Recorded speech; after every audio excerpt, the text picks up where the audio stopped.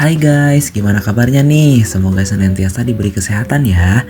Pada kesempatan kali ini, saya Jonathan Megantara ditemani oleh rekan saya yaitu Panji Usmani. Kita semua dari Universitas Pajajaran, Prodi Administrasi Keuangan Publik pada mata kuliah Dasar-Dasar Ilmu Politik kelompok 3. Hari ini kita akan membahas topik yang lumayan serius nih. Apa itu topiknya? Yaitu demokrasi dan hak asasi manusia. Tonton sampai akhir ya, biar paham kenapa ini penting bagi masa depan kita semua.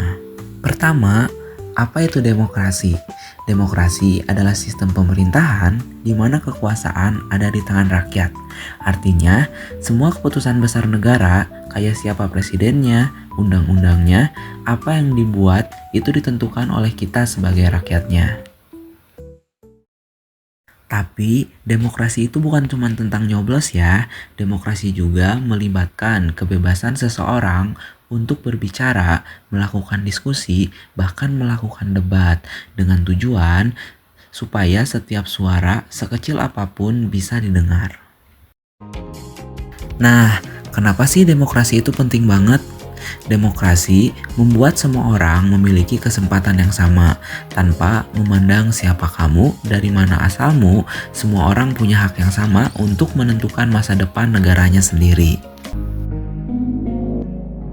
Tapi gak cuman itu guys, demokrasi juga mencegah penyalahgunaan kekuasaan agar tidak semena-mena terhadap rakyat. Juga agar semua orang memiliki hak dan kewajiban yang sama. Demokrasi itu tentang keadilan dan transparansi dari pemerintah terhadap rakyat.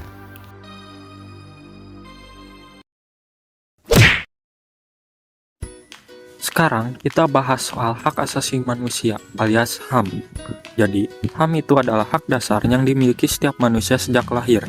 Misalnya, hak untuk hidup, hak kebebasan berekspresi, kebebasan beragama, kebebasan berpendapat, dan hak untuk mendapatkan pendidikan.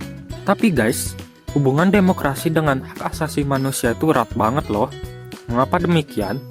Demokrasi tanpa hak asasi manusia itu seperti rumah tanpa pondasi.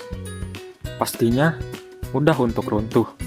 Jika saja hak asasi manusia dihormati, demokrasi akan menjadi lebih kuat. Begitu juga sebaliknya. Keduanya berfokus pada penghormatan terhadap kebebasan individu dan kesejahteraan masyarakat.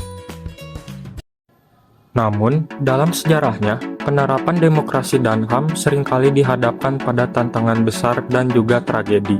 Contohnya seperti kasus tragedi Trisakti yang akan kita bahas. Pada 12 Mei 1998, tragedi Trisakti terjadi. Mahasiswa Universitas Trisakti di Jakarta turun ke jalan untuk menuntut reformasi dan penghentian korupsi yang telah merajalela. Mereka menuntut demokratisasi dan penghormatan terhadap HAM dalam pemerintahan yang otoriter.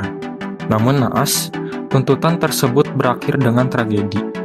Aksi damai mahasiswa tersebut berakhir tragis ketika 4 mahasiswa ditembak oleh aparat keamanan. Tragedi ini bukan hanya mengguncang Indonesia, tetapi juga menjadi simbol dari HAM dan penindasan terhadap kebebasan berbicara di Indonesia. Tragedi ini juga memicu gelombang reformasi yang mengubah wajah Indonesia. Pada tahun 1998, Soeharto mengundurkan diri dari jabatannya. Saya memutuskan untuk menyatakan berhenti dari jabatan saya sebagai Presiden Republik Indonesia terhitung sejak saya bacakan pernyataan ini. Dan Indonesia memasuki era reformasi yang lebih demokratis. Namun, meskipun Indonesia telah mengalami kemajuan besar dalam hal demokrasi, masih ada tantangan dalam menjamin hak asasi manusia. Korupsi, penindasan, dan ketidakadilan sosial masih menjadi masalah yang harus dihadapi. Nah, solusi untuk memperkuat demokrasi dan HAM di Indonesia dapat datang dari berbagai arah nih guys. Peran masyarakat sangat penting untuk mengawasi jalannya pemerintahan dan memastikan keadilan untuk semua.